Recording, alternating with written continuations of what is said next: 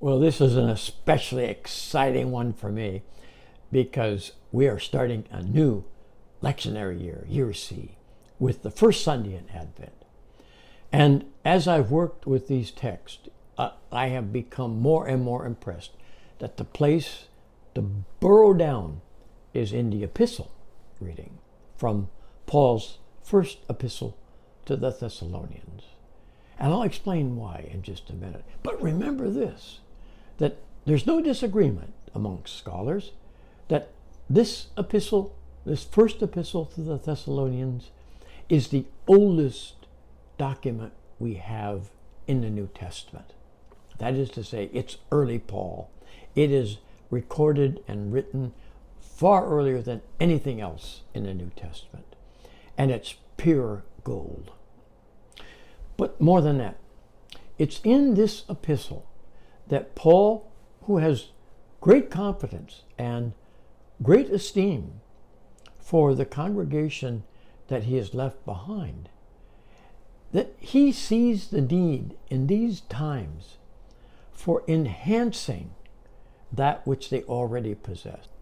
In my translation, you'll notice that there are two things I have really emphasized by expanding them. The one is where he says, I know you have agape love, but I want you to increase it. And not just amongst each other, but to everyone.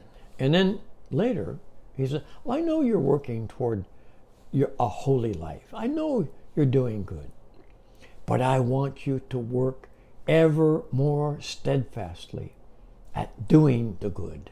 This is all very, very nice to say. It's all quite general. And you ought to be asking, yeah, well, we need to put some handles on that. Well, let me tell you, Paul has handles aplenty in this epistle.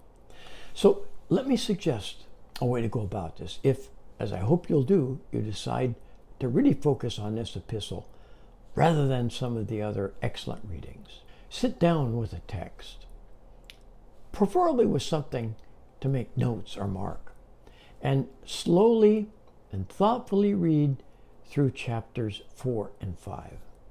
And you are going to find handles, a lot of them. If you just let me paraphrase it, sometime he will say, hey, why don't you just learn to live quietly? Work on that.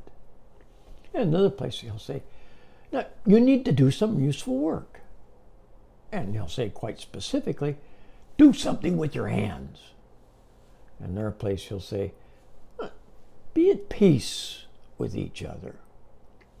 And he'll even say, now watch out that your conduct is not only acceptable within the Christian community, but also to those outside. And he'll say specifically, please, just be at peace with each other. The level of empathy, the level of mutual care, the level of devotion to being alert for what is good and needs to be undertaken with practical means.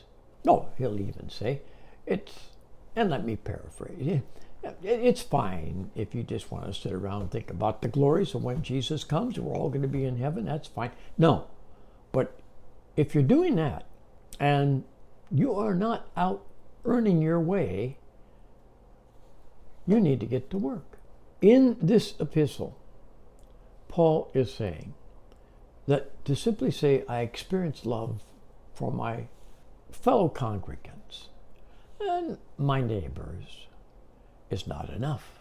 The circle needs to be widened and the love made more deep, and only in this epistle, practical. He glorifies the acts of work with hands, sweat and brow. Now, in Lent, we are in a period of preparation. And often, the preaching I've heard focuses upon the negative aspects of repentance.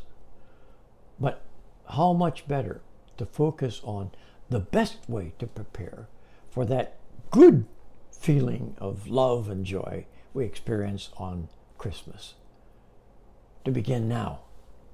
Prepare for the living goodness of the coming of Jesus by increasing the practical means of making peace and of loving and of doing good.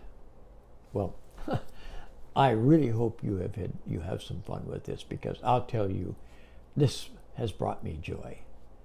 Thanks for the gift of your time, and I hope to see you next week.